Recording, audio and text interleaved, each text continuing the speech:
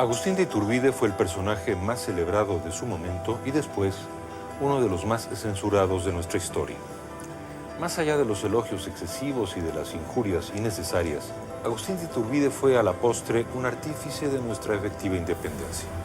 Caudillo osado en la guerra y vacilante en el poder, hombre de carne y hueso al fin, encontró su muerte frente a un pelotón de fusilamiento indignamente condenado por los mismos que, tiempo atrás, lo vitoreaban.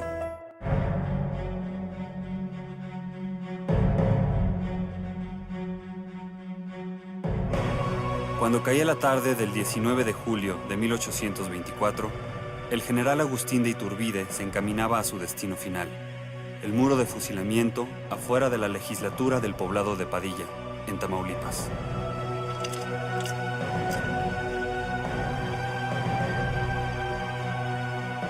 Hasta su último momento de vida, Iturbide se mostró fiel a su convicción de haber defendido siempre una causa justa.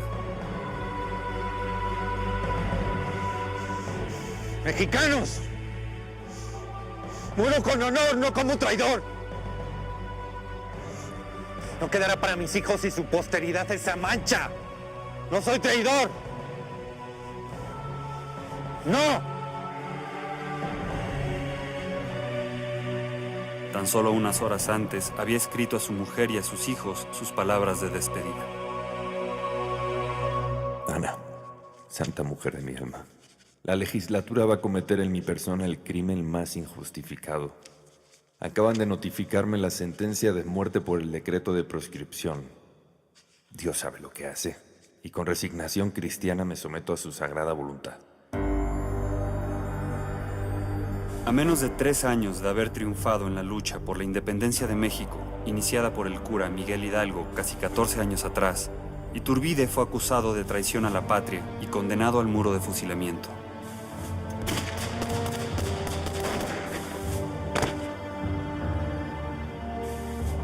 En una sola descarga, lo alcanzaron 3 balas, una en el costado izquierdo y 2 en el rostro. Así se puso fin a la vida de quien había alcanzado la cúspide más alta de la política, el primer emperador del Imperio Mexicano. Con tan solo 40 años de edad, aún lleno de ideales, ambiciones y orgullo patriótico, Iturbide no imaginaba que muchos años después, la historia oficial de México estaría dispuesta a satanizar su nombre y condenarlo al olvido. A pesar de su trágico final, la mayor parte de su vida estuvo iluminada por la buena fortuna. Nació el 27 de septiembre de 1783 en la ciudad de Valladolid, hoy llamada Morelia en honor a José María Morelos, quien también naciera ahí 18 años antes. A diferencia de este, Iturbide nació en el seno de una familia acomodada. Por parte del padre, José Joaquín de Iturbide era de origen navarro, pero por parte de madre, su madre María Josefa de Aramburo, ella era totalmente criolla novohispana. Venía de antepasados muy antiguos, entre ellos de Juan de Villaseñor, uno de los fundadores en 1540 de la ciudad de Valladolid. Iturbide fue bautizado con el nombre completo de Agustín Cosme Damián de Iturbide y Aramburu. A pesar de que más adelante no persiguió una carrera religiosa, en la infancia ingresó al seminario de San Pedro para hacer sus estudios de primaria y secundaria, y a los 15 años se dedicaba ya a la administración de una de las propiedades de su padre, la hacienda de Quirio.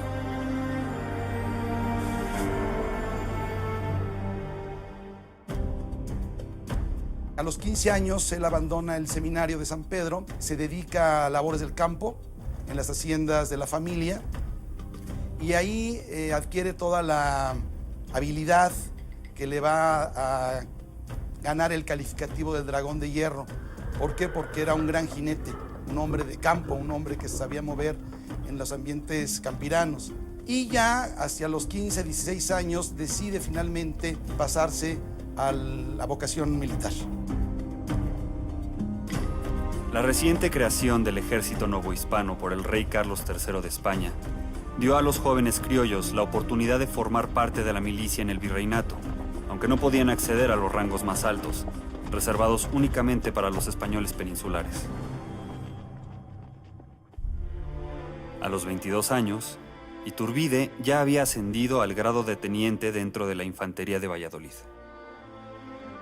A esa misma edad, en febrero de 1805, se casó con Ana María Huarte, de 19 años, hija de un destacado hacendado, empresario y político. Y Ana Huarte es la hija del más importante terrateniente y más importante comerciante de Michoacán, Isidro Huarte, un hombre que había conseguido poner en el gobierno de Michoacán, en el gobierno del ayuntamiento de Valladolid e incluso en el cabildo catedralicio de esa ciudad a gente vinculada con sus intereses y tenía un control muy, muy importante de esa región. No es un matrimonio arreglado, pero sí es un matrimonio también por conveniencia. Es decir, a Iturbide también le interesa vincularse con esta familia. Se casa en 1805, pero en 1807 lo mandan al cantón de Jalapa, a donde mandaron a muchas milicias americanas a esperar un ataque posible de la Gran Bretaña, ¿no? Y ahí estaba Allende, ahí estaba Aldama, ahí estaba Michelena, ahí estaba Iturbide. Prácticamente todos los que participaron después en las milicias durante la Guerra de Independencia, la mayoría de ellos estuvo en Jalapa, ahí muchos se conocieron. Para la primera década del siglo XIX, Agustín de Iturbide se había consolidado ya económica y socialmente, y continuaba ascendiendo como figura militar. El paso del tiempo lo encaminaba ya a su encuentro con la historia, que en la Nueva España habría de cambiar de curso en el año de 1810.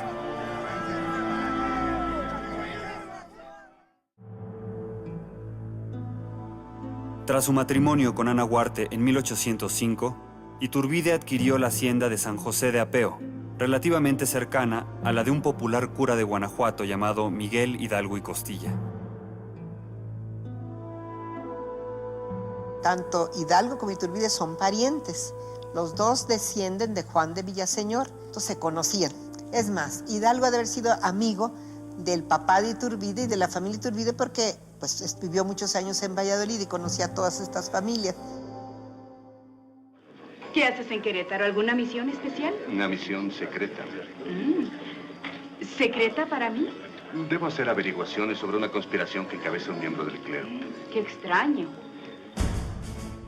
El grito de independencia de Hidalgo en 1810 provocó que multitudes de indígenas se lanzaran a matar a los españoles, así como a saquear y destruir sus propiedades.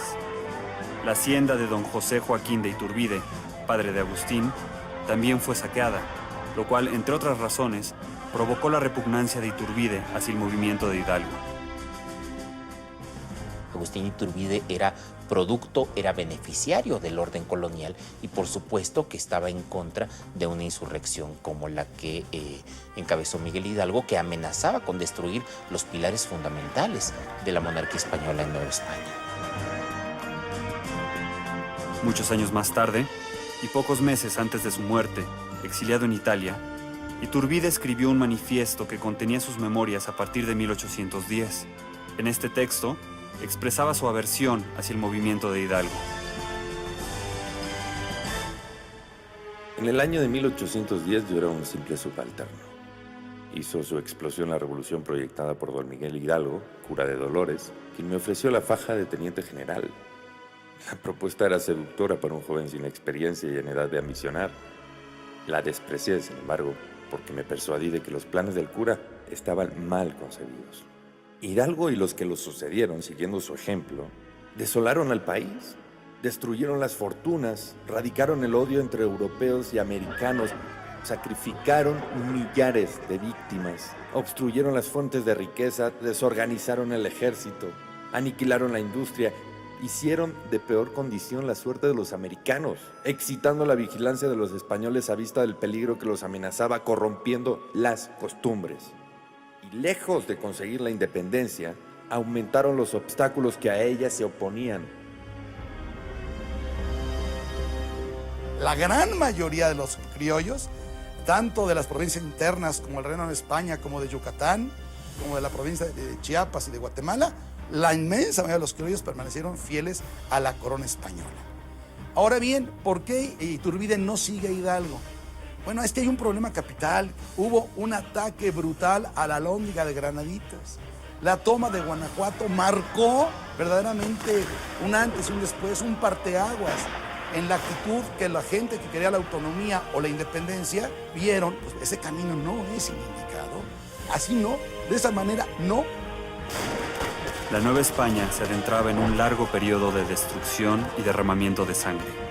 Periodo en el que la estrella de Iturbide comenzaría a brillar.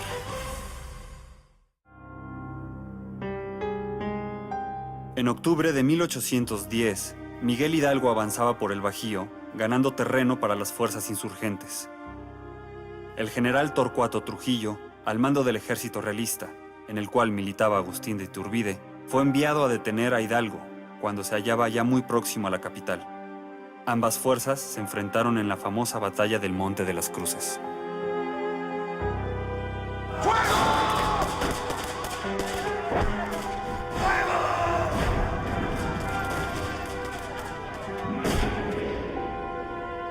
El ejército realista salió derrotado, pero con pocas bajas.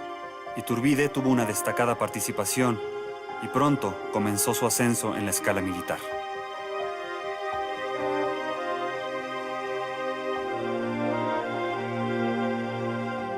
Se nombró capitán a Iturbide y en los primeros 5 años de la Guerra de Independencia realizó una destacada campaña.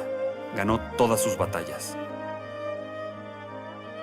El virrey Félix María Calleja le otorgó el mando de regimiento de Celaya y más tarde el poder militar supremo en Guanajuato, escenario principal de la rebelión.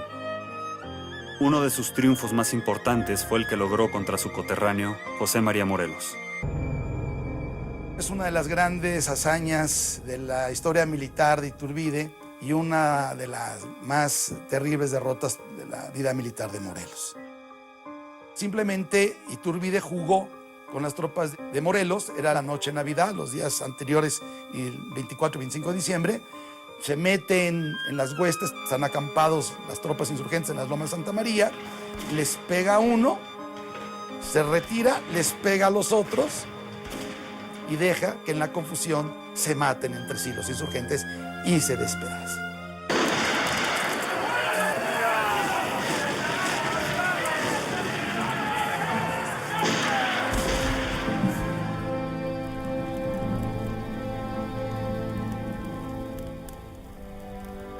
Su brillo militar se debió en gran medida a que era duro y exigente, pero Iturbide se distinguió también por ser sumamente cruel y sanguinario.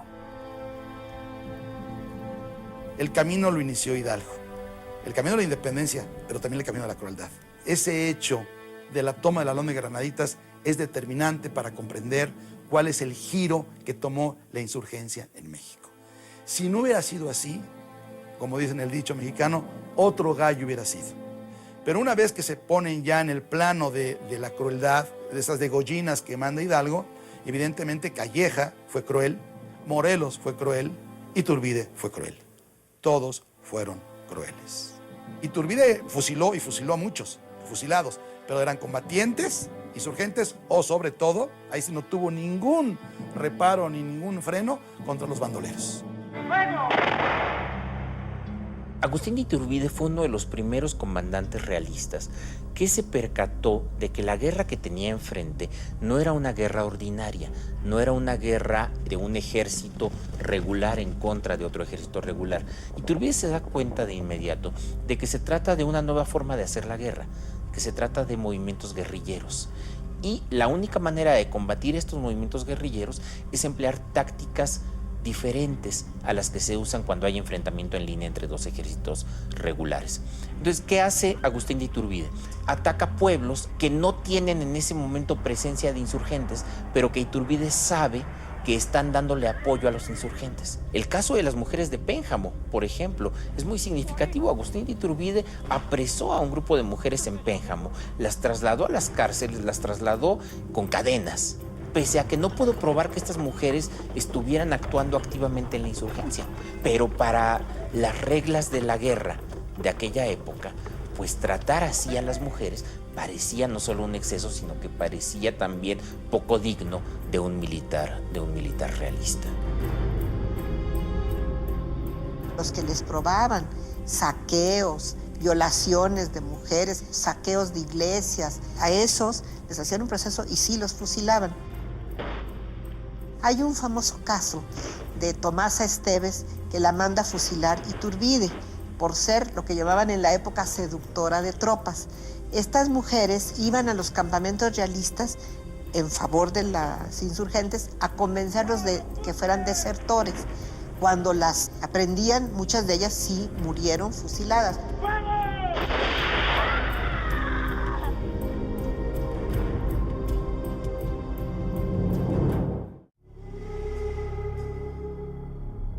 Para 1815, Agustín de Iturbide había peleado bajo las banderas del ejército realista por 5 años sin conocer la derrota.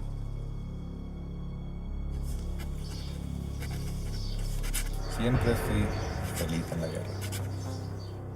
Siempre fui feliz en la guerra. La victoria fue compañera inseparable de las tropas que mandé. No perdí una acción. Batí a cuantos enemigos se me presentaron, muchas veces con fuerzas inferiores en proporción de 1 a 10 o de 8 a 20.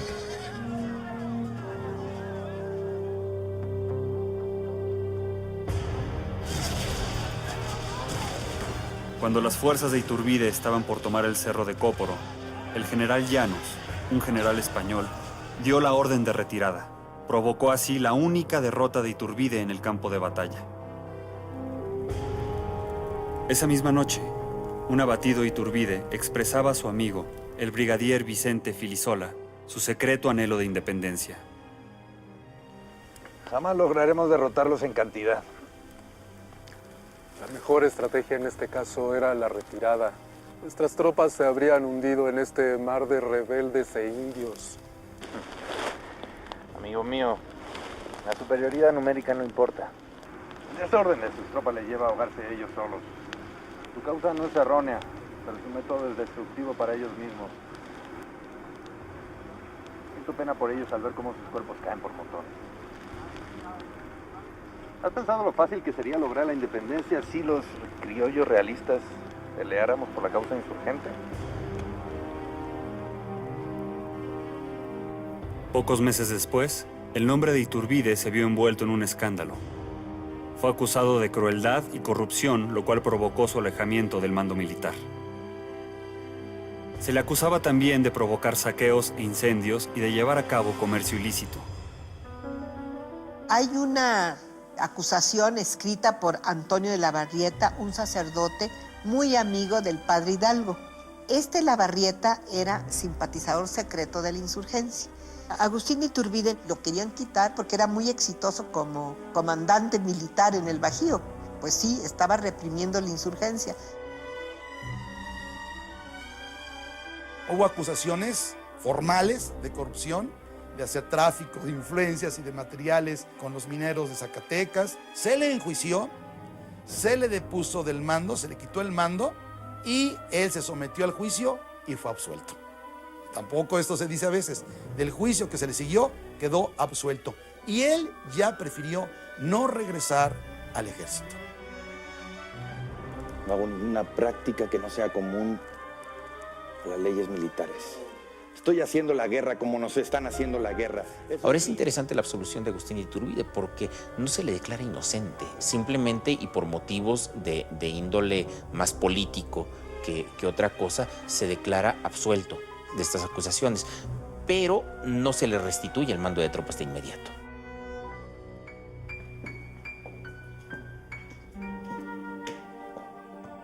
Iturbide se decepcionó del trato que le dio el ejército realista.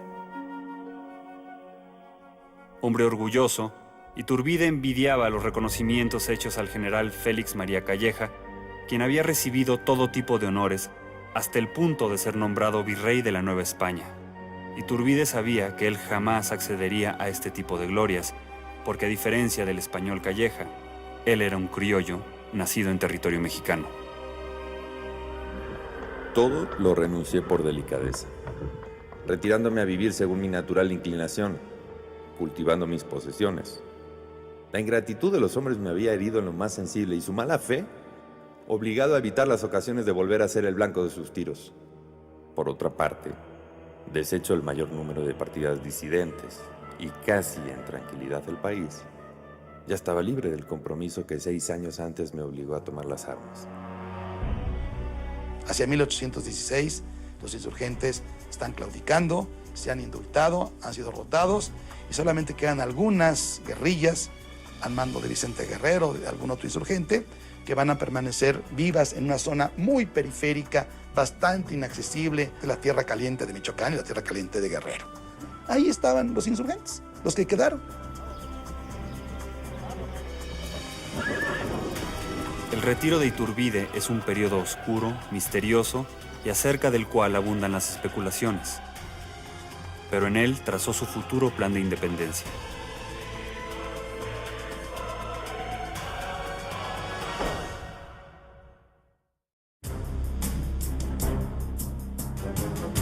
En los 4 años comprendidos entre 1816 y 1820, Iturbide se retiró de los campos de batalla para dedicarse a las haciendas y sus negocios familiares. Tras su muerte, historiadores como Carlos María de Bustamante señalaron este periodo como el más inmoral de su vida, atribuyéndole infidelidades, corrupción y negocios turbios. No es fácil para el historiador saber de dónde vino esa visión negativa, pero en el caso de Iturbide sí conocemos con claridad dónde se inicia esa visión totalmente para denigrarlo, y se debe a un pequeño librito que se llama Bosquejo de la Revolución de México, escrito en Filadelfia en 1822 por Vicente Rocafuerte. He concluido mi ligerísimo bosquejo. Por él verán mis conciudadanos quién es el vil americano que ha intentado usurpar la dominación del septentrión y por los medios que lo ha conseguido. Sanguinario, ambicioso, hipócrita, soberbio, traidor a todo partido, connaturalizado con la intriga, con la bajeza, con el robo, con la maldad. Nunca ha experimentado una sensación generosa. Ignorante y fanático, aún no sabe lo que es patria ni la religión. Y así continúa. Le he contado en este párrafo 27 adjetivos calificativos denigrativos, pues a él le debemos muchos de los juicios que se han hecho sobre Iturbide. Desgraciadamente, este librito fue fuente prácticamente para todos los historiadores del siglo XIX y también para los del siglo XX, inclusive ahora en el siglo XXI lo siguen repitiendo en estos libritos que han estado saliendo, en donde se sigue diciendo exactamente los mismos adjetivos. La historiografía oficial, inclusive también la propia conservadora con Lucas Alamán, han dicho que 1816-1820 es la etapa en que Iturbide se dedicó a ser un hombre disoluto, frívolo, de salones. Es cuando se le achacan sus amores con la Güera Rodríguez. Yo pienso que son los años de una gran madurez, de una gran reflexión en torno al papel de la independencia, de la autonomía.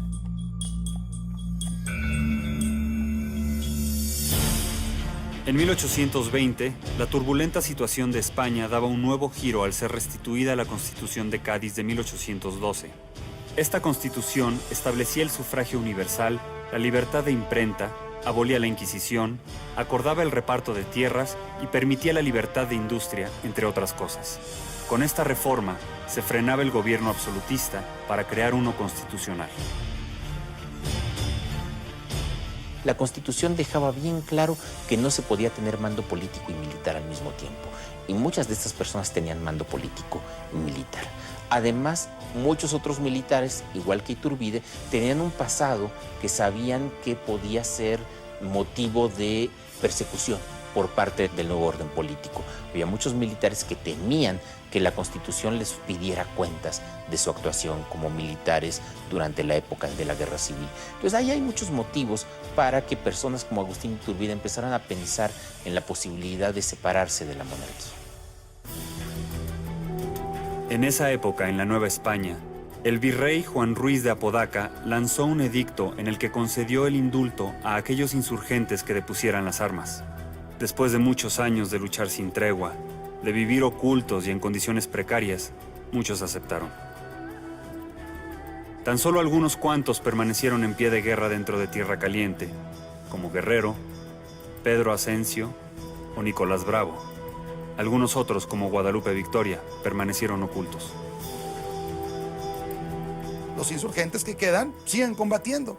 Entonces el virrey Apodaca dice, ya no pude convencerlos de indultarse.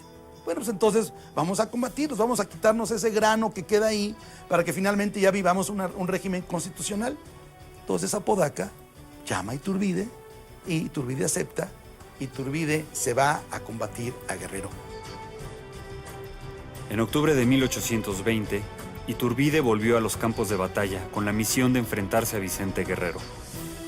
Pero Iturbide llevaba bajo el brazo un plan muy distinto que aquel que le proponía el virrey. Un plan con el cual, finalmente, se conseguiría la tan anhelada independencia de México.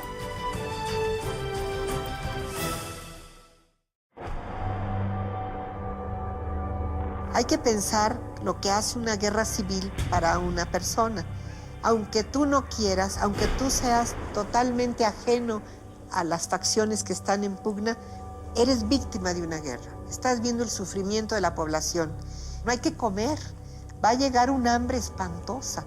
Va a haber, por motivos también del hambre, una epidemia horrible. Tú estás hablando que Iturbide ha visto lo que es la muerte, la epidemia, el hambre, la destrucción de todos los caminos, quemar todo alrededor de las ciudades para que no tuvieran que comer, quitarles el agua a los pueblos. Entonces yo creo que toda la población, y eso creo no equivocarme, inclusive están cansadísimos de la guerra. Yo creo que él está ya convencido que es urgente la independencia. Hacia finales de 1820, Vicente Guerrero se encontraba ya rodeado por las tropas realistas, superiores en hombres y en armamento a las suyas. Llegó a vencer fugazmente a Iturbide, pero su movimiento no era viable.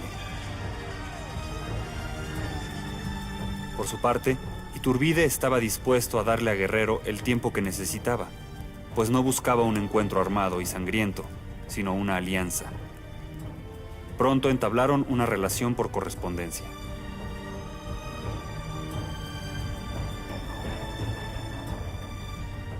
Veo que no está usted dispuesto a deponer las armas y sí a continuar la campaña que inició el cura Hidalgo.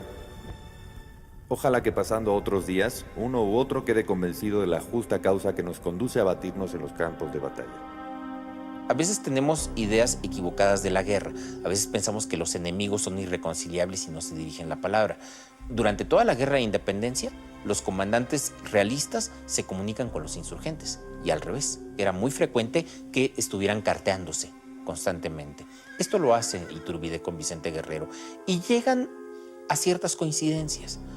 Por ejemplo, la independencia, que es el punto más importante, pero también la necesidad de una independencia con constitución.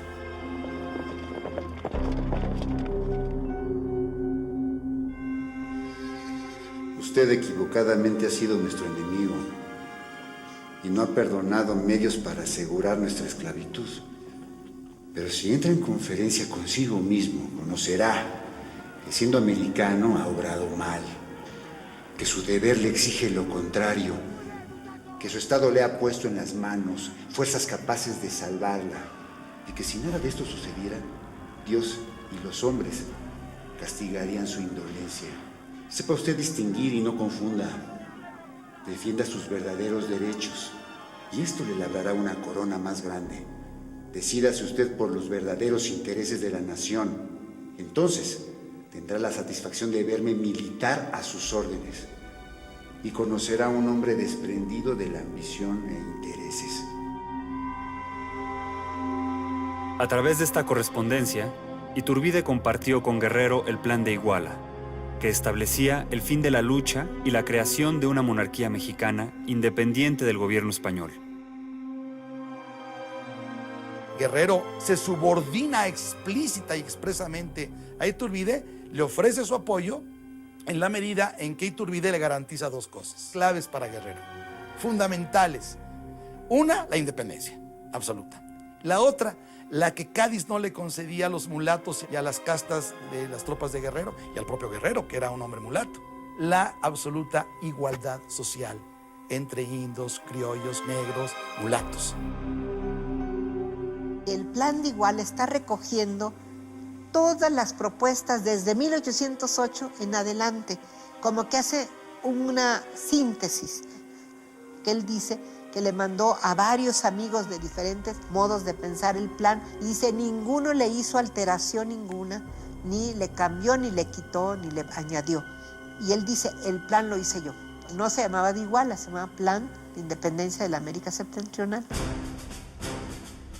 Finalmente, en febrero de 1821, Iturbide y Guerrero se reunieron en Acatempan para firmar el plan de independencia y unir sus fuerzas bajo la bandera de un solo ejército. Ahora bien, lo más probable es que se vieron. Estaban en la zona, estaban en Teloloapan, estaban en Acatempan, estaban cerca de Iguala, es decir, es la zona que los une. Quizás no haya la precisión exacta, pero sí se conocieron, o sea, evidentemente se conocieron. Y la actitud de Guerrero siempre fue de un enorme reconocimiento a la jefatura y al liderazgo de Iturbide. Una vez que Iturbide le garantizó que su plan era sincero y que no le iba a dar un albazo a la independencia, Guerrero se somete totalmente a Iturbide. Pero nadie estuvo ahí para grabar las cosas. Pero sí, yo creo que sí hubo un abrazo, es decir, sí hubo un abrazo, sí hubo un encuentro, sí hubo una amistad, y las cartas posteriores son amigo, amigo, amigo, amigo, estimado amigo. O sea, hay una alianza, hay una confianza entre los dos. El 24 de febrero de 1821, Iturbide proclamó su plan en la ciudad de Iguala. En poco tiempo, el plan de Iguala arrastró a una porción sustancial de la nación, pues conciliaba los intereses y ambiciones de todos los diferentes grupos de la sociedad novohispana: criollos, mestizos, mulatos e incluso peninsulares. El clero, la población urbana y la del campo vieron sus intereses representados en este plan. El plan de Iguala constaba de 23 artículos y sus puntos fundamentales eran las llamadas 3 garantías: religión, independencia y unión, representadas en una bandera tricolor que portaba un ejército recién reunido, denominado Ejército Trigarante, que tenía la responsabilidad de proteger y llevar a cabo estos y otros aspectos del plan. Iturbide era un ferviente católico, convencido de que la religión católica era un elemento integrador de nuestra nacionalidad. El plan de Iguala contiene todos los elementos de un Estado: el poder ejecutivo, en el emperador está prevista la regencia, hay un poder legislativo en una junta provisional gubernativa primero, posteriormente esta va a convocar a un congreso. Iturbide busca lo mejor para México y lo menos malo para España. El plan de Iguala es un documento de alta política, que el verde representa la independencia, el blanco la religión y el rojo es el importante. Ahí es donde está la diferencia entre Iturbide y Hidalgo. Y eso fue lo que determinó la independencia, la unión. La unión entre mexicanos, criollos, asiáticos, africanos, todos en una absoluta igualdad y unidos todos. La historia enemiga de Iturbide ha procurado que no se lea, que no se estudie.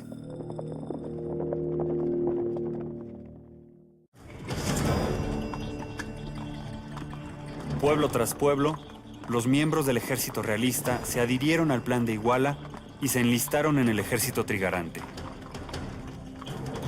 Iturbide lleva a cabo 2 campañas. Una campaña, podríamos decir, es de cartas, una campaña diplomática. Escribe a cuanto señor te puedas imaginar, tanto del bando realista como de los insurgentes o los que no eran ninguno ni otro. Al virrey, a las diputaciones provinciales, a los oficiales, a los generales, a los cabildos, a los ayuntamientos, a los comerciantes, a los obispos, a los eclesiásticos. A todos les envía su plan de Iguala con argumentos contundentes para que se adhieran. O sea, lanza una campaña epistolar decidido a hacer un movimiento incruento y conciliar a los mexicanos. En Veracruz, Antonio López de Santa Anna se unió a la rebelión. En el Bajío, los coroneles realistas Luis Cortázar y Anastasio Bustamante. Vicente Filisola en Zitácuaro. Las tropas de Iturbide tuvieron victorias en Puebla, Nueva Galicia, Valladolid, Querétaro y San Luis Potosí.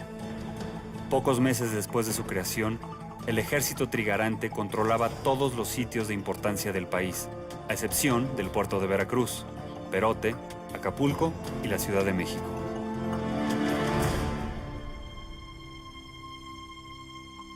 Seis meses bastaron para desatar el apretado nudo que ligaba a los dos mundos.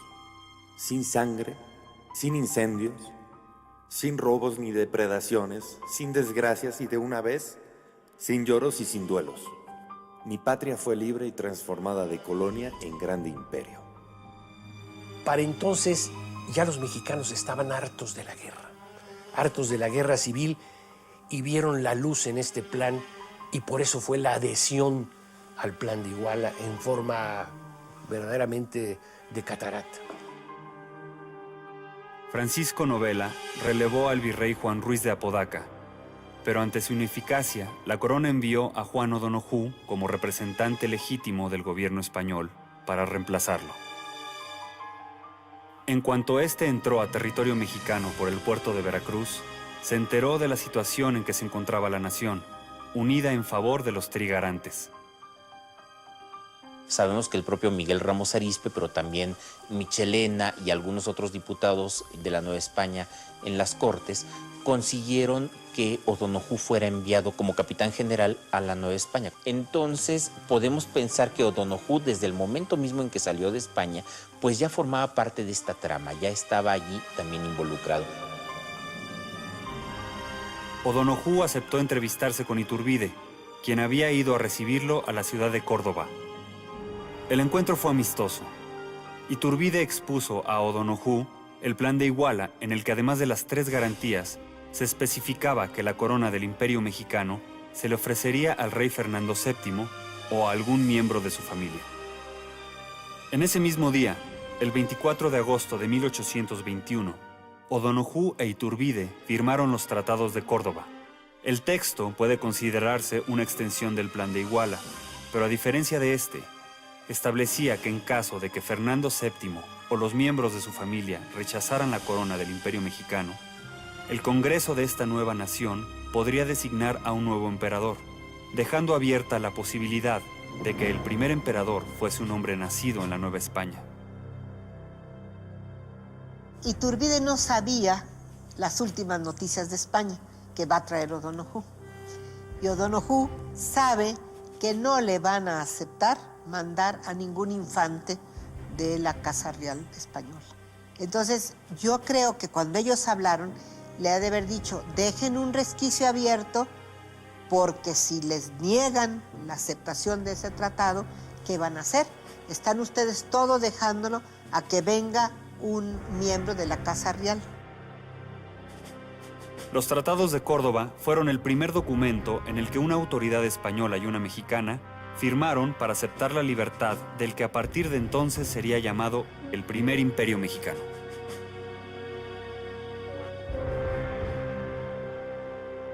Siete meses después de proclamar su plan de Iguala, Agustín de Iturbide logró unificar al país y consumar pacíficamente la independencia de México, poniendo fin a 300 años de dominación española.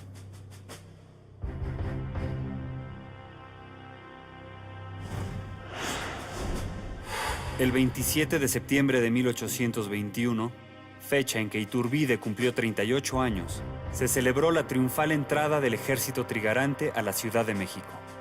Esta fue la primera ocasión en que soldados insurgentes entraron a la capital y lo hicieron de manera pacífica.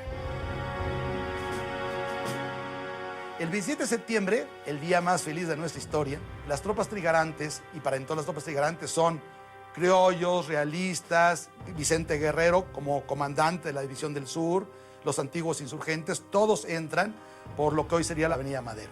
Y ahí está el monumento, el arco, donde el alcalde Ormachea le entrega las llaves de la ciudad de Iturbide. Iturbide no va vestido de militar, va vestido de civil, los demás van de militares. Y empieza esta procesión, este desfile por la calle de Madero, entran a lo que hoy es el Zócalo de la Ciudad de México, la Plaza Mayor, y en el Palacio Virreinal, en el balcón central, está O'Donojú como autoridad. Iturbide sube a donde está el balcón central, ahí se dan un abrazo, O'Donojú e Iturbide, ahí proclaman el fin el fin de la guerra, el comienzo de la vida independiente, y juntos bajan y van a la Catedral de México a un Te Deum para dar gracias por la independencia. Y en la tarde, Iturbide le manda un oficio a O'Donoghue. Así de sencillo. Señor don Juan O'Donoghue, jefe político superior en España, conforme a lo pactado en Córdoba, en el Tratado de Iguala, le informo que el día de hoy la Suprema Junta Provincial del Imperio asume la soberanía y el gobierno de este imperio, con lo cual cesa usted a su mando. Al día siguiente, el 28 de septiembre, todos van y firman el Acta de Independencia, que por desgracia también, tengo que decirlo, ningún mexicano lee ni se conoce. Y es un documento extraordinario. La nación mexicana, que por 300 años ni ha tenido voluntad propia, ni libre uso de la voz, sale hoy de la opresión en que ha vivido. Los heroicos esfuerzos de sus hijos han sido coronados, y está consumada la empresa, eternamente memorable, que un genio, superior a tu admiración y elogio, amor y gloria de una patria, principió en Iguala, prosiguió y llevó a cabo, arrollando obstáculos casi insuperables.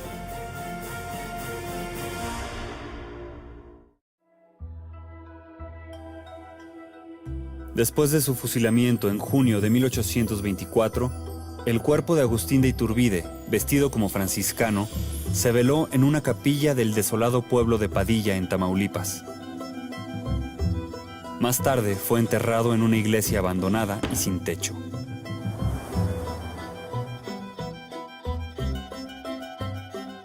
En la humillación y el olvido, descansaron los restos de Iturbide durante 14 años, hasta que en 1838 se trasladaron a la Catedral de la Ciudad de México. Muchos historiadores a lo largo de los años han tratado con desdén y rencor al hombre que en 1821 dio a México lo que muchos llamaron el día más feliz de la historia.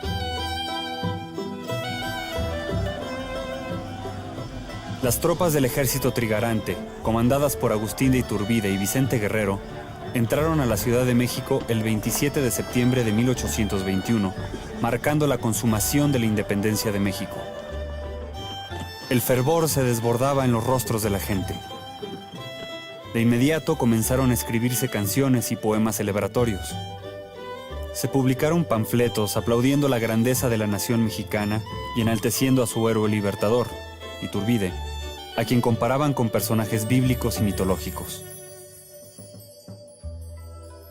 El nuevo Moisés, el rayo de Júpiter, la antorcha luminosa de Anáhuac, el inmortal libertador, el héroe invictísimo y el salvador de la nación fueron solo algunos de los cientos de títulos que se le atribuyeron a Iturbide. ¡Gloria libertador! Un sinfín de celebraciones se extendieron por todo el país en las semanas siguientes, conforme la noticia de la independencia se iba propagando. Sin embargo, después de años de guerra, había que levantar al país desde sus cimientos. Y mientras se daba tiempo la corona española de enviar un heredero al trono de México, quedó a cargo del Poder Ejecutivo un grupo de hombres denominado la Regencia, del cual Iturbide era jefe. Para el Poder Legislativo se convocó a un Congreso Constituyente que a partir de marzo de 1822 se encargaría de crear una constitución. Tan solo 2 semanas después de haber entrado a la Ciudad de México, el representante legítimo del gobierno español, Juan O'Donoghue, murió de pleuresía. A pesar de que O'Donoghue había aceptado la independencia de México, la corona española rechazó la legitimidad del Plan de Iguala y los tratados de Córdoba. Al hacer esto, rechazaban también la petición de un heredero de los Borbones para el trono de México. Un sector del pueblo mexicano comenzó a manifestar su deseo de que fuese el mismo Iturbide quien accediera al trono. Debemos pensar en un monarca que una las circunstancias de ser del país, católico, prudente, entendido, valiente, amante de su patria y amado de los suyos. ¿Y quién más al caso que el héroe de nuestros días? Es incongruente que México sea una nación libre y sin libertad para elegir a su monarca. Sabemos que en las más poblaciones se ha proclamado a nuestro generalísimo por emperador. Que se corone nuestro generalísimo. Habiendo expuesto mi vida por la libertad de mi patria, solo me resta cooperar por su cabal engrandecimiento, que juzgo consistirá en ver coronado a un hijo suyo. El propio Gómez Farías le ofrece una carta en que, en unión de un buen número de diputados, le ofrece la corona. El propio Fernández de Lizardi, el pensador mexicano, decía: si Iturbide no es emperador, maldita sea nuestra independencia. En un comunicado, Iturbide declaró que su interés no era convertirse en emperador, sino que, consumada la independencia, solo aspiraba al retiro y a una vida tranquila. Confiaba en que el Congreso Constituyente designaría a un monarca adecuado para el trono vacío. El Congreso tardó mucho en tomar una resolución. El triunfo de la independencia había traído la calma al país, pero las aguas estaban a punto de agitarse de nuevo.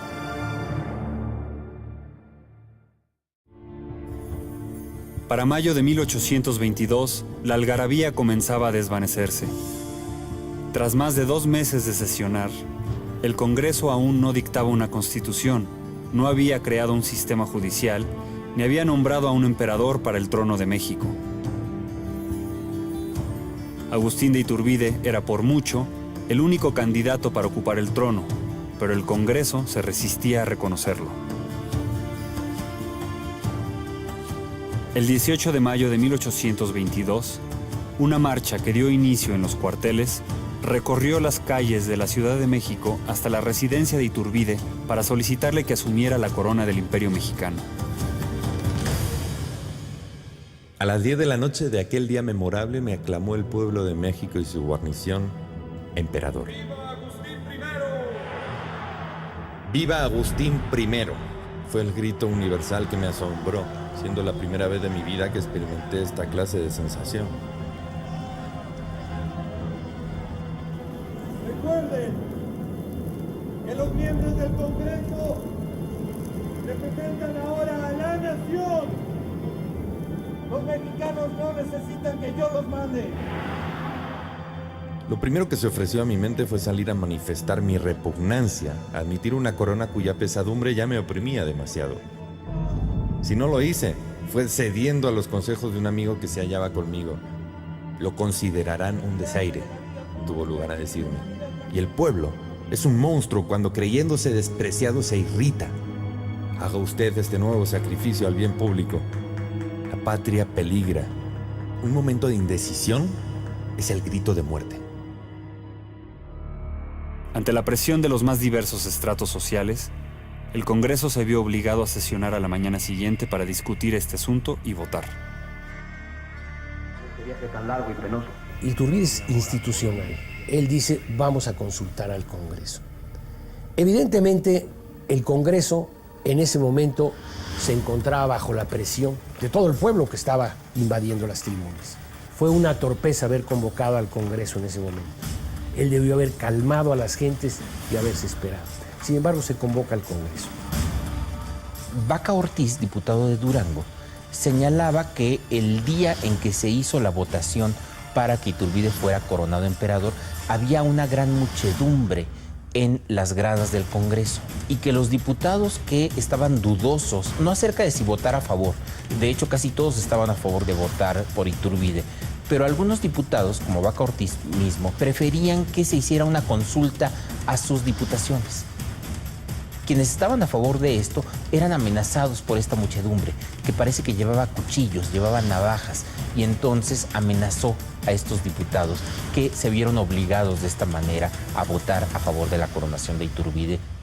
Hay una cosa fuera de toda duda. Cuando se acepta la designación de emperador, el Congreso reunido, por unanimidad de 106 votos, que eran todos los que estaban, aceptan confirmar la designación de Iturbide como emperador y hacer su dinastía hereditaria.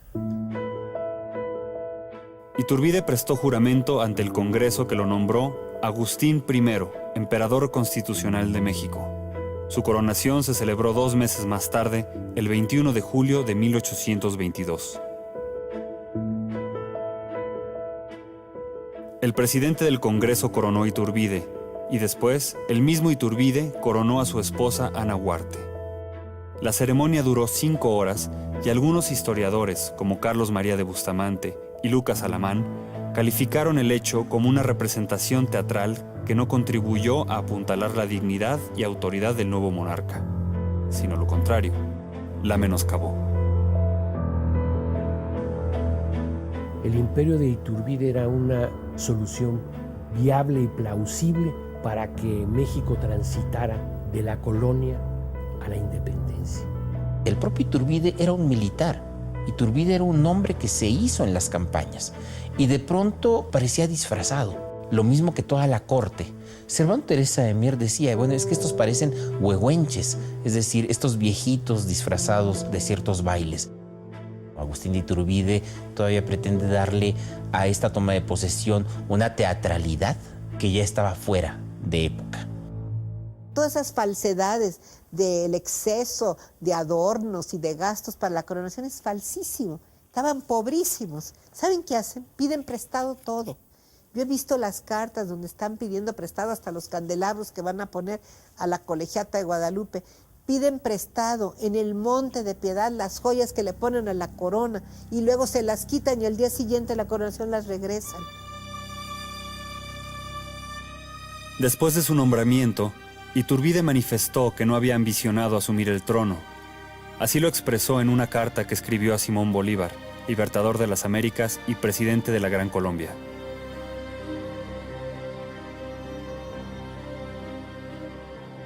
Cuán lejos estoy de considerar un bien lo que impone sobre mis hombros un peso que me abruma. Carezco de la fuerza necesaria para sostener el trono. Lo repugné. Y si cedí al fin fue por evitar males a mi patria propia, sucumbir de nuevo, sino a la antigua esclavitud, a los horrores de la anarquía. La relación de Iturbide y el Congreso estuvo llena de fricciones desde el principio. Iturbide consideraba que algunos diputados habían sido elegidos más por su profesión o clase que por su sabiduría y habilidad. También criticaba su falta de organización, pues no conocían el número exacto de diputados que tenían, ya que la participación centroamericana era muy incierta. Algunos territorios que se habían declarado adheridos al Imperio de México ni siquiera podían pagar el costo de tener un representante en el Congreso. Por su parte, el Congreso estaba celoso de la popularidad que había acumulado Iturbide y le criticaban que con la garantía de unión en el Plan de Iguala se había protegido a la aristocracia española en lugar de expulsarla del territorio nacional, como algunos diputados exigían. El Congreso se había formado a partir del Plan de Iguala y por ello los diputados debían aceptar el plan en todos sus artículos, incluido el de reconocer a un emperador. Iturbide, por su parte, al aceptar la coronación, estaba obligado a reconocer la autoridad legislativa del Congreso. Esta mutua dependencia se tornaría en una rivalidad destructiva que en los meses sucesivos acabaría con el encanto que había dejado la independencia.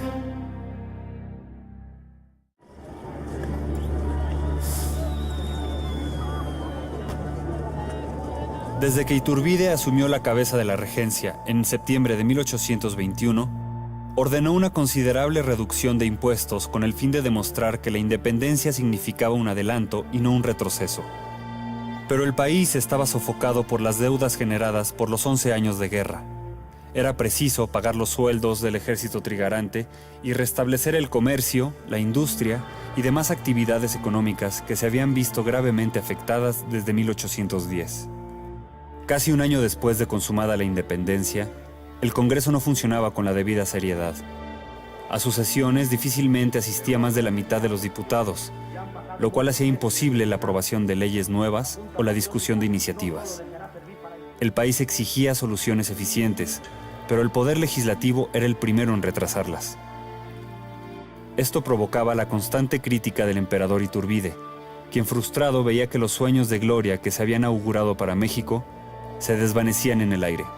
Los choques entre emperador y Congreso estaban en su punto más álgido. Y los problemas fundamentales son fiscales.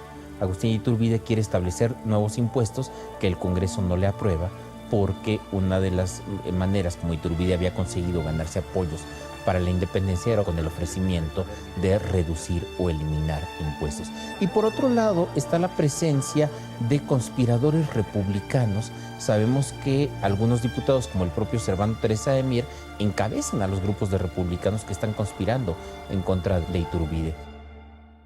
Tuve denuncias repetidas de juntas clandestinas habidas por varios diputados para formar planes que tenían por objeto trastornar el gobierno jurado por toda la nación. Bien penetrados estaban los facciosos que chocaban con la voluntad general y creyeron necesario propagar que yo quería proclamarme monarca absoluto para tener pretexto de sedición. Ni una sola razón expusieron que pudiese servir jamás de prueba a este cargo. La verdadera razón de la conducta del Congreso no es otra sino que esta máquina se movía al impulso que le daban sus directores. Y estos miraban con odio que yo hubiese hecho la independencia sin el auxilio de ellos, cuando quisieran que todo se les debiese. No podemos esperar más tiempo. Tiene que ser pronto. 3 días. No podemos esperar más. En agosto de 1822, gracias a un agente de Iturbide, se descubrió una conspiración dirigida por miembros del Congreso. El plan era apresar a Iturbide, declarar nula su elección, argumentando que le había sido impuesta al Congreso y proclamar una república. Con esta información, el 26 de agosto, Iturbide mandó arrestar a todos los implicados en la conspiración. Se aprendieron y encarcelaron a 66 personas, entre ellas 19 diputados, varios jefes militares, clérigos y otros ciudadanos. Iturbide aprovechó esta oportunidad para alejar a sus más acérrimos enemigos y poner en marcha su plan para sacar adelante al país. El primer paso sería la disolución del Congreso Constituyente.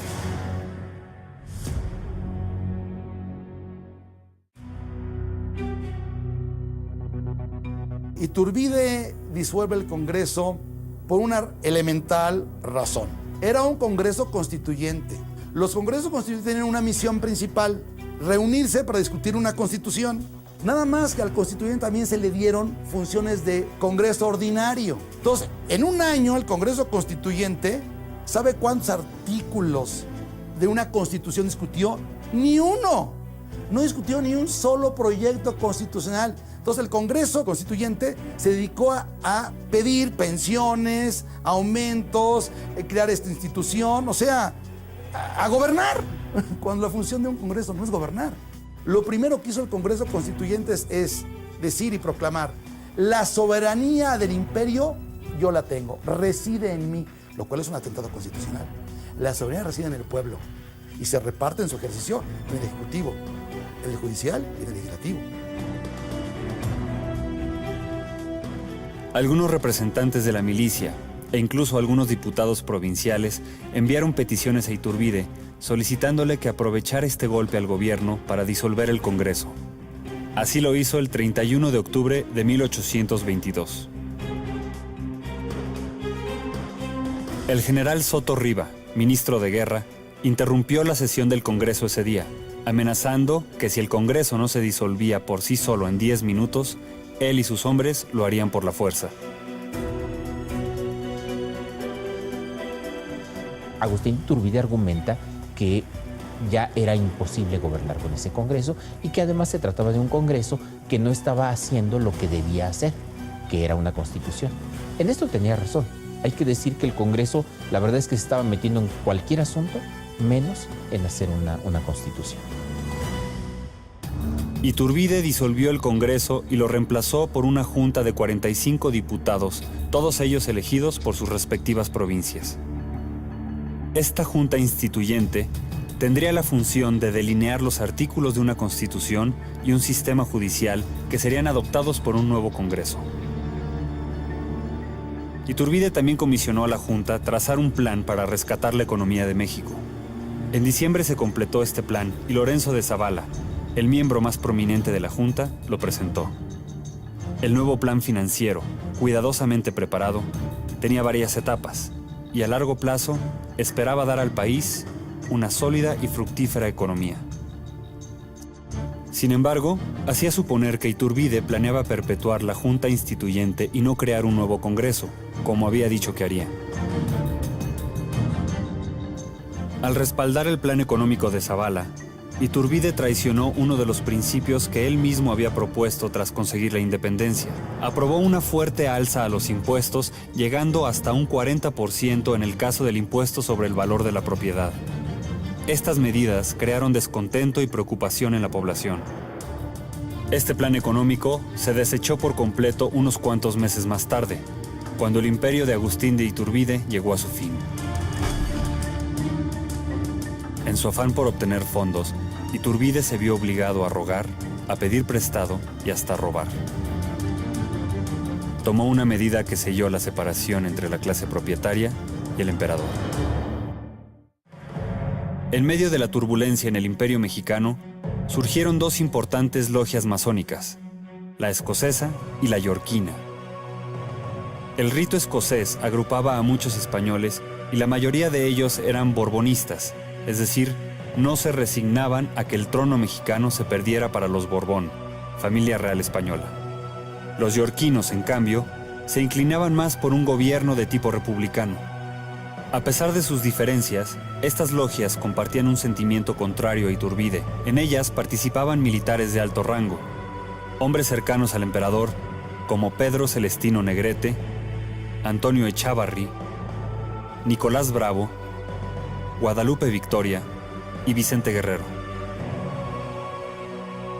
Los Estados Unidos, encantados de que a río revuelto, ganancia de pescadores, los señores, a la hora que provocaron y dieron pábulo a la guerra civil, significaron para México primero la pérdida de Centroamérica y posteriormente de la mitad del territorio. O sea, para sus apetitos expansionistas, un imperio como el de Iturbide era un estorbo. Entonces, a través de Poinsett, comienzan a azuzar las pasiones entre los mexicanos y las envidias, que claro, era fácil hacerlo. Iturbide evidentemente lo preveía desde antes cuando hizo su plan de Iguala y por esa misma razón debió haber rechazado la corona y haberla diferido o pospuesto. Y luego las logias masónicas, definitivamente decididas a tirar a Iturbide. Esas fueron las dos razones por las que cayó el imperio de Iturbide. Y una tercera muy importante, la falta de dinero. El país estaba en ruinas. Hacia finales de 1822, autorizado por la Junta Instituyente, Iturbide ordenó el embargo de 1.300.000 pesos, dinero de comerciantes españoles que habían abandonado el país y cuyos capitales se habían retenido mientras esperaban a embarcarse desde Veracruz. Según el historiador Lucas Alamán, el embargo de este dinero fue un golpe mortal al prestigio de Iturbide. Sus enemigos citarían esta acción como prueba de su duplicidad, insistiendo en que la apropiación de este dinero era una violación a la tercera garantía del Plan de Iguala. En diciembre de 1822, el jefe militar y político de Veracruz, Antonio López de Santa Anna, y el general Guadalupe Victoria encabezaron un alzamiento en contra de Iturbide. Es verdad que Victoria y Santa Anna tampoco tuvieron capacidad para salir de Veracruz, para salir del puerto, pero lo que sí consiguen hacer es que los pocos recursos que tiene el imperio sean invertidos en ir a sofocarlos. Y si ellos no pueden ganar afuera del puerto de Veracruz, tampoco las tropas imperiales pueden entrar al puerto de Veracruz, que es una verdadera fortaleza.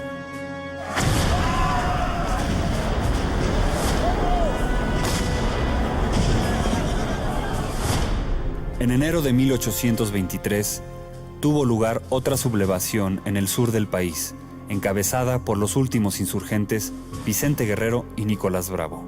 Ambas rebeliones desconocían al imperio de Iturbide, argumentando que el Congreso había sido forzado a coronarlo. Exigían también la restitución del Congreso Constituyente. Iturbide envió tropas a apagar estos levantamientos de la manera menos violenta posible. Echavarri fue enviado a sitiar Veracruz. El general Armijo se dirigió al sur. En un fuego cruzado en Almolonga, Vicente Guerrero resultó herido y se le dio por muerto, pero se escondió en un pozo y tardó meses en recuperarse y aparecer de nuevo. En Veracruz, batieron terriblemente a Santa Anna. Este fue el momento de terminar la sublevación y castigar. El general Echavarri y el brigadier Cortázar mandaban fuertes divisiones. pudieron tomar la plaza de Veracruz sin resistencia e interponiéndose entre esta y Santa Ana, aprehenderlo con los restos de caballería que pudo juntar o reunir después de su derrota. Pero nada hicieron. Hay un determinado momento en el que Echávarri, en enero de 1823, sabe que Iturbide lo va a destituir, y entonces Echávarri decide proclamar un plan, que es el Acta de Casamata. Echávarri sitió a Santa Ana por más de un mes.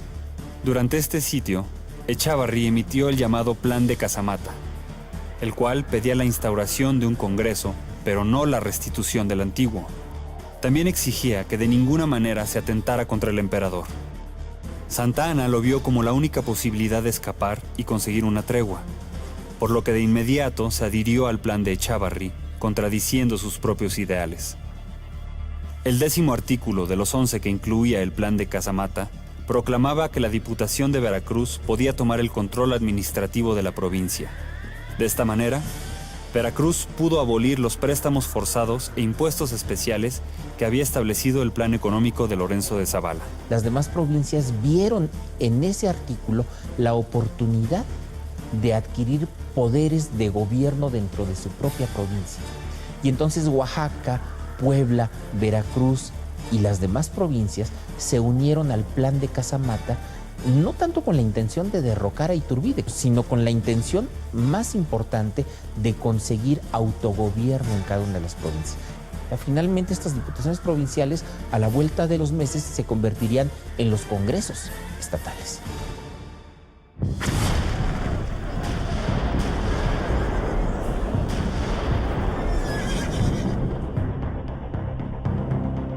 Sus gentes fieles que manda para que negocien con los levantados, lo traicionan.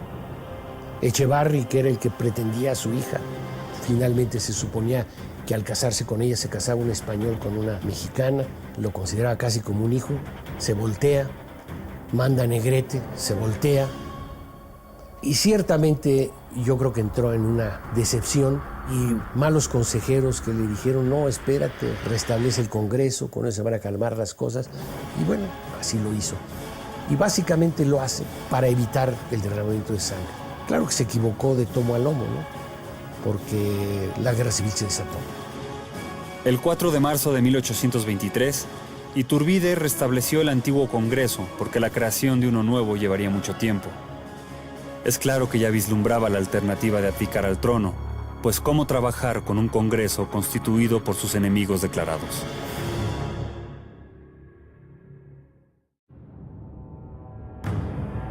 El 19 de marzo de 1823, Iturbide envió al Congreso su declaración escrita, en donde abdicaba al trono del Imperio Mexicano. No hubo entonces suficiente quórum en el Congreso, por lo que se leyó hasta el día siguiente. En el Congreso humillaron a Iturbide al declarar que su designación no había sido válida y que por lo tanto su renuncia tampoco lo era. Unos días más tarde, el emperador caído envió al Congreso una carta de despedida. Abdiqué a la corona expresando que si esta era origen de disensiones, no quería lo que embarazase la felicidad de los pueblos. Me expatriaré, saliendo de esta América y fijando mi residencia y la de mi familia en un país extraño, donde distante de México no se presumiese jamás mi influencia en la marcha que sigue a esta gran sociedad. Amo la patria donde he nacido y creo que dejaré a mis hijos un nombre más sólidamente glorioso sacrificándome por ella que mandando a los pueblos desde la altura peligrosa del trono. Tacubaya, 22 de marzo de 1823. Iturbide fue un mal gobernante. Ha habido mucha gente que ha hecho mucho por México, pero no necesariamente es bien gobernarlo. Pero fundamentalmente se derrumba el imperio porque Iturbide él mismo abdica. ¿Y abdica por qué razón? Porque no quiere la guerra civil. Eso le queda muy claro. Él tenía todo el apoyo, todo el prestigio. El pueblo lo adoraba, lo quería muchísimo. Las tropas, mucha parte de los gobernadores de las provincias entonces. El imperio todavía tiene la suficiente fuerza para enfrentar a los conjurados de Casamata. Hubiera podido él maniobrar tropas para combatir a los de Casamata. ¿Qué hizo? Dijo, a ver, yo conseguí una independencia que no costó sangre. Ahora mi presencia en el imperio o en el trono no va a costar sangre. Prefiero abdicar, y así lo dijo. Y efectivamente, abdicó e impidió que hubiera una nueva guerra civil.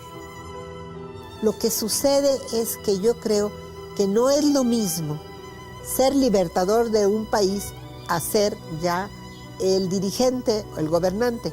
Mira, en 2 años ninguno de los libertadores de la América Española pudo gobernar. Bolívar va a morir y va a decir muy decepcionado que lo que hizo fue como arar en el mar. Todos sus enemigos se le echan encima, de dictador y de tirano no lo bajan, ¿no? José de San Martín tiene que salir exiliado y va a dar Inglaterra. De hecho, Páez, O'Higgins, todos no pudieron. Una cosa fue hacer la independencia y otra cosa gobernar. Y hay otro aspecto que no hemos tratado, pero que es vital para un gobierno. Estaban en la más grande bancarrota. Iturbide, cuando entra a la Ciudad de México, creo que las cajas reales tenían 48 pesos. ¿Y sabes cuánto debíamos? 76 millones de pesos. ¿Qué haces con un país en quiebra? Cuando tienes un ejército triunfador que tiene 16,000 soldados que están esperando su paga y no tienes cómo pagarles. Nada. Escoltados por Nicolás Bravo y más de 500 hombres, Iturbide y su familia salieron rumbo a Veracruz, viajando por rutas alternas, evitando atravesar comunidades porque poblaciones enteras salían a verlo pasar. Vitoreaban efusivamente y lloraban su partida. El 11 de mayo de 1823, Iturbide se despidió de sus padres y hermanos, a quienes jamás volvería a ver, y acompañado de su mujer y sus 6 hijos, zarpó de Veracruz rumbo a la ciudad de Liorna, en Italia. Pues como era un revolucionario y así lo tomaban en Europa, no puede ir a ningún país donde gobiernen los Borbones, no puede entrar a España, no puede ir a Francia. Tiene que ir a una ciudad independiente como es Liorna, porque no puede ir a una ciudad donde estén los Borbones como Nápoles. Ante el descontento público por el destierro de Iturbide, el nuevo gobierno se encargó de acabar con su buena imagen inmediatamente después de su partida de México. Historiadores como Carlos María de Bustamante lo tacharon de corrupto, tirano, conspirador y borbonista, entre otros calificativos. Se publicaron cientos de panfletos que desacreditaban los logros de Iturbide. La prensa, que 2 años atrás lo había alabado, ahora lo llamaba injusto traidor, caníbal, el nuevo Calígula y el tirano, entre otros nombres. El Plan de Iguala y los tratados de Córdoba se anularon. Y para no dejar vacío el pedestal de héroe nacional, se enaltecieron los logros de Guadalupe Victoria, Nicolás Bravo y Vicente Guerrero. Este último, quien unió sus fuerzas a las de Iturbide para crear el ejército trigarante, incluso emitió un manifiesto diciendo que repugnaba el Plan de Iguala, aunque en su momento lo vio como el único modo de emancipación. Ejército, historiadores, gobierno, prensa y demás sectores se concertaron para denostar a Iturbide. El Congreso fijó en 1823 la celebración oficial de la independencia el 16 de septiembre, fecha del alzamiento de Miguel Hidalgo, cayendo poco a poco en el olvido el 27 de septiembre de 1821. Desde el exilio, Iturbide se enteraba solo de algunas de estas acciones hechas en su contra. La vida de Iturbide en el exilio fue fatal, le fue muy mal. Primero llegó a las costas de Toscana, ahí estuvo en cuarentena porque al parecer había ahí una amenaza de alguna enfermedad. En ese momento Italia no existe todavía como un país unificado, es el Gran Ducado de Toscana, y ahí se le dio una villa como residencia que pertenecía a Paulina Bonaparte. Ahí vivió esperando que le mandaran la pensión. Iturbide no se enriqueció, no llevaba dinero, nunca medró del gobierno como otros lo han hecho. Aprovecha su estancia en Liorna para escribir sus memorias.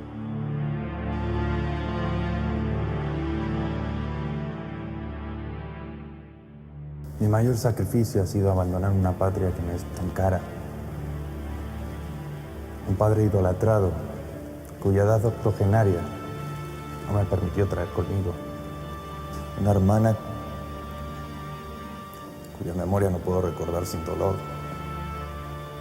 Amigos y deudos, compañeros de la infancia y de la juventud, cuya sociedad formó en tiempos más felices, los mejores días de mi vida. Mexicanos, este escrito llegará a vosotros.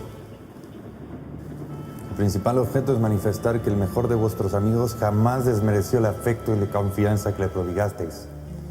Mi gratitud terminará con mi existencia. Cuando instruyáis a vuestros hijos en la historia de la patria, inspiradles amor por el primer ejército trigarante. Y si alguna vez los míos necesitan de vuestra protección, recordar que su padre empleó el mejor tiempo de su vida en trabajar para que fuerais dichosos.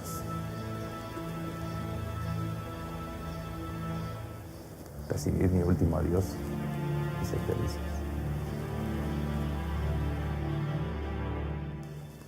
Casa de campo en las inmediaciones de Liorna, a 27 de septiembre de 1823.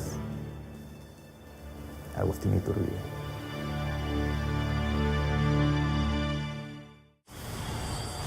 Con 40 años cumplidos, Iturbide no había abandonado del todo los sueños de gloria que tanto ambicionó para México.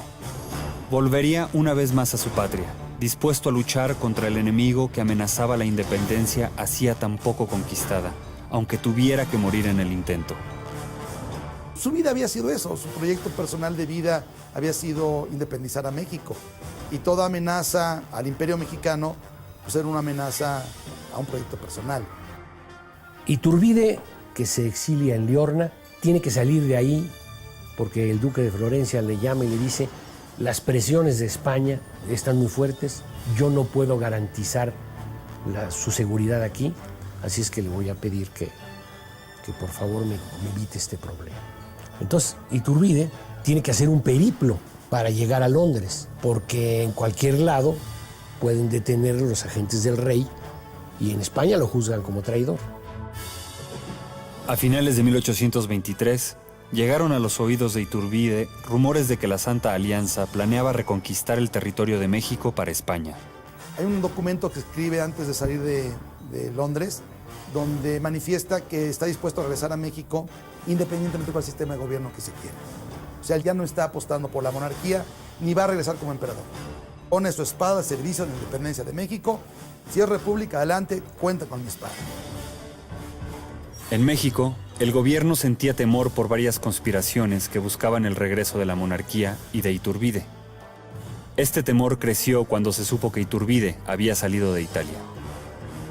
Antes de venir, Iturbide le escribe al Congreso y le dice esto: hay este peligro y yo vengo a ponerme a sus órdenes, al servicio de la patria. Claro está, el Congreso supuestamente no abre la correspondencia, yo creo que sí la abre, pero en cuanto la recibe, dicta un decreto verdaderamente espeluznante. El soberano Congreso General Constituyente se ha servido decretar lo que sigue. Se declara traidor y fuera de la ley a don Agustín de Iturbide, siempre que bajo cualquier título se presente en algún punto de nuestro territorio. En este caso, queda por el mismo hecho declarado enemigo público del Estado. El 28 de abril de 1824, el Congreso mexicano decretó que Iturbide recibiría pena de muerte si volvía a poner un pie en suelo mexicano. Iturbide zarpó menos de 2 semanas después desde Inglaterra, por lo que no se enteró de este decreto hasta que era demasiado tarde. Esto verdaderamente fue una canallada del Congreso en la que estuvieron involucrados muchos personajes que después tuvieron mucha relevancia en México, entre ellos Vicente Guerrero. No fue un traidor a México, no traicionó a México. Es un político ambicioso, como todos los demás en aquella época. Sí, por supuesto, fue un político que promovió su propio ascenso al poder, sí, por supuesto, pero de allí a que hubiera traicionado a la nación, pues hay un abismo. En julio, el buque Spring llegó al puerto de Soto la Marina, en el actual estado de Tamaulipas. Un comerciante reconoció a Iturbide por su estilo de cabalgar, el que le había ganado el sobrenombre de Dragón de Hierro. cuando la prende Felipe de la Garza, a quien él había perdonado, que se había sublevado contra el imperio. Él no le hizo nada, pero lo perdonó. Bueno, pues eso lo detiene y lo lleva a Padilla, donde estaba la sede del Congreso del Estado de Tamaulipas.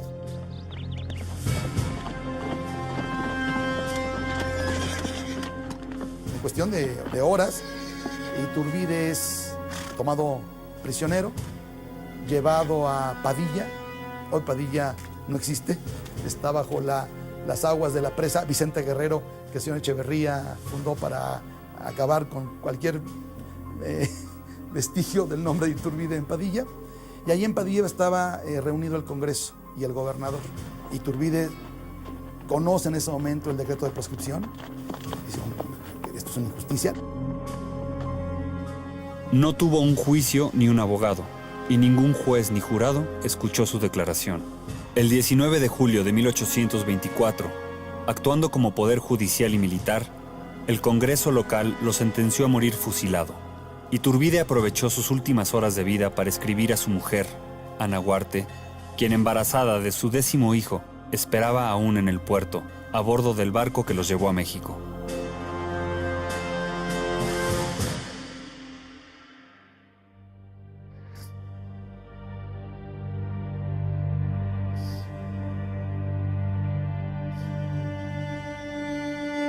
Te dejo mi reloj y mi rosario como la única herencia que constituye este sangriento recuerdo de tu infortunado Agustín.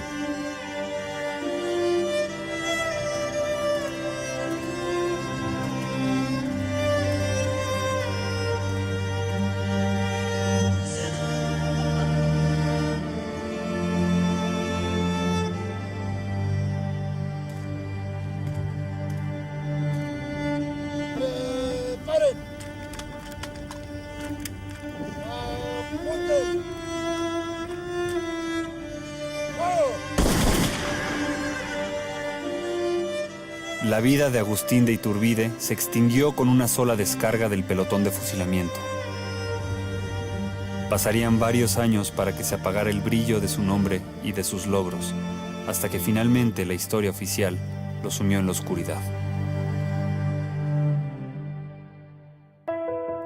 Iturbide cometió sin duda muchos errores durante su reinado y sus acciones, como las de cualquier gobierno, no fueron todas justas. Pero la responsabilidad que le atribuyeron sus enemigos, la sed de poder absoluto, no corresponde del todo a la verdad histórica. Iturbide, antes que como un emperador absoluto, se comportó como un dubitativo monarca republicano, renuente a ejercer el poder y dispuesto a compartirlo con un Congreso hostil hasta que la situación se volvió insostenible. En el patíbulo de Padilla, Iturbide no obtuvo el perdón de sus contemporáneos. En sus últimas palabras, el emperador caído imploró inútilmente que su nombre no fuera manchado con el baldón de traidor que le ha acompañado por casi 2 siglos. En esta conmemoración del bicentenario de nuestra independencia, sería justo volver a su vida con una mirada de respeto y de comprensión. Lo merece.